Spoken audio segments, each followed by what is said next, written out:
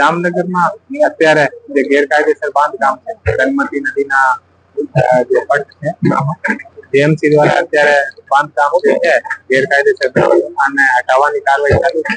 કોઈ પણ જાતની કાયદેકીય પરિસ્થિતિ ના બને એટલા માટે પોલીસનો પૂરતો બંદોબસ્ત છે અને ડીવાયએસપી સિટી જયવીર ઝાલા અને ડીવાયએસપી ગ્રાન્ટ આરવી દેવદા પણ અહીંયા હાજર છે અને પૂરતો પોલીસ બંદોબસ્ત છે. અને અત્યારે જેનું નિર્માણ કાર્ય જીએમસી દ્વારા હટાવવામાં આવે છે એ હુસેન વાંગા છે અને આના ઉપર 6 થી 7 ટોટલ એફઆઈઆર દર્જ છે અને અત્યારે ગેંગ રેપના કેસમાં જેલમાં બંધ છે. અને થોડા દિવસ પહેલા આના ગેરકાયદેસર રૂપથી 11 વીઘા ગોચર જગ્યા ઉપર કબજો કરેલો હતો અને અસદ નામનો ત્યાં ફાર્મ હાઉસ બનાવેલો હતો. આ ફાર્મ હાઉસને હટાવવા માટે જિલ્લા વહીવટી તંત્ર દ્વારા કાર્યવાહી કરવામાં આવેલ છે અને પૂરતા પોલીસ બંદોબસ્ત સાથે સરસ રીતે કાર્યવાહી કરેલ છે.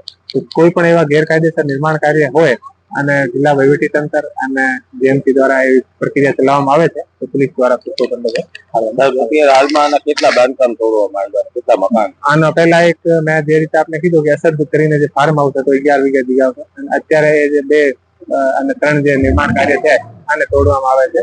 અને બીજા પણ જે અત્યારે નદીના પટમાં જે ક્રિકેટના બોક્સ જે બનાવેલા છે આને પણ હટાવવાની કાર્યવાહી શરૂ કરવાની.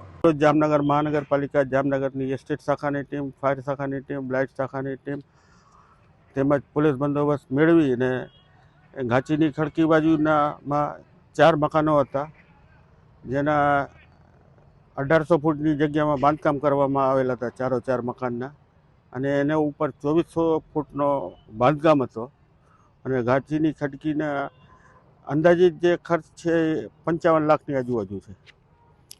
અને બીજો જે સુભાષ બ્રિજને નીચે બોક્સ ક્રિકેટ ગેરકાયદેસર રીતે બનાવેલો હતો એને આજરોજ દૂર કરવાની કાર્યવાહી હાથ ધરવામાં આવેલ છે અને એની અંદાજિત જે જગ્યા કવર કરી છે એ 50,000 ફૂટ જેવી જગ્યા છે અને એમાં બોક્સ ક્રિકેટ હતો અને આજુબાજુમાં ગાર્ડનિંગ જેવો કરેલો હતો અને એ બધું દૂર કરવાની કાર્યવાહી અત્યારે ચાલુ જ છે.